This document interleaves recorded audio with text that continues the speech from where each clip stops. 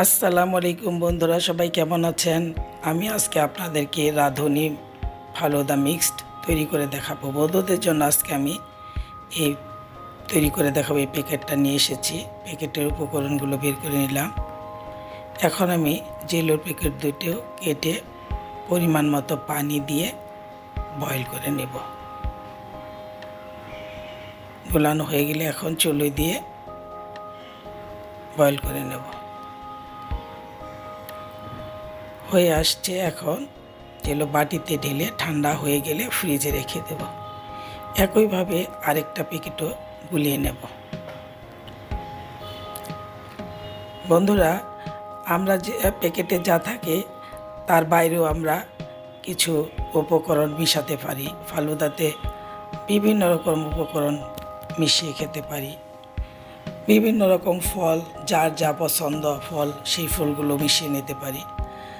Jello হওয়ার পর আমি ঘন দুধের ভিতরে ফালুদা মিক্সড, রাঁধুনি ফালুদা মিক্সডের প্যাকেটটা ঢেলে মিশিয়ে নিলাম। এখন খুব ভালো করে বয়েল করে নেব।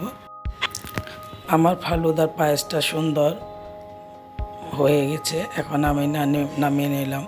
বন্ধুরা, আমরা সবাই জানি পায়েসের দুধ বেশি হলে সেটা খুব সুস্বাদু হয়।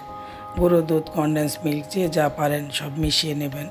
ঘন দুধ হলে খুব ভালো লাগে পায়েস। জেলোগুলো সব সুন্দর করে টুকরো টুকরো করে কেটে নিলাম।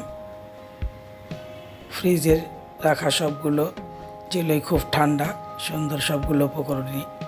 এটা হচ্ছে মালটার রস দিয়ে আমি জেলোটা করে নিয়েছি, আর কেটেছি ঠিক আমের মতো করে, আমের পিস যেরকম থাকে। আর এগুলো হচ্ছে প্যাকেটে থাকা জেলো, আর এখানে কিছু আম। এখন আমি পায়েসটা ফ্রিজ থেকে নিয়ে এসেছি, সুন্দর সবগুলো উপকরণই একদম ঠান্ডা। এখন সবগুলো সুন্দর মিশিয়ে নেব এই পায়েসের সাথে। আমি আমার পছন্দ মতো ফ্রুটস জেলো দিলাম। আপনারা আপনাদের পছন্দ মতো বিভিন্ন রকমের ফল ফ্রুটস মিশিয়ে নিতে পারেন। আঙ্গুর, কলা, যার যা পছন্দ আমি আমার পছন্দ মতো দিয়ে দিলাম। তারপর মিশিয়ে নিলাম, কিছু রেখে দিলাম। এখন আমার পছন্দ মতো আমি এই আইসক্রিমটা নিয়ে এসেছি। আইসক্রিমে বাদাম, কিশমিশ সব সুন্দর দেওয়া আছে। আপনারা যেই ফ্লেভারের আইসক্রিম পছন্দ করেন মিশিয়ে নিতে পারেন। আবার কিছু জেলো উপরে সাজিয়ে দিলাম। এখন আমার মালটার রস দিয়ে বানানো জেলোগুলো আমের মতো করে কেটে নিয়েছি দেখার সৌন্দর্যের জন্য। কিছু বরফ আমি একটা বরফের বক্সে রেখে সুন্দর করে নিয়েছি। সবগুলো উপকরণই ঠান্ডা, দেখতে কি ভালো লাগছে। বন্ধুরা দেখেন, কমেন্ট করে জানাবেন আমার এই রাঁধুনি ফালুদা মিক্সড কেমন হলো। পরিবারের সকল সদস্য এখন অপেক্ষা আছে কখন খাবেন। বন্ধুরা সবাই ভালো থাকবেন, আপনাদের সুস্থতা কামনা সবসময় আমি করি।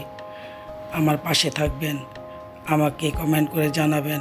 আমি নতুন নতুন রেসিপি আপনাদের সাথে কাছে নিয়ে হাজির হব। ভালো তো, আসসালামু আলাইকুম।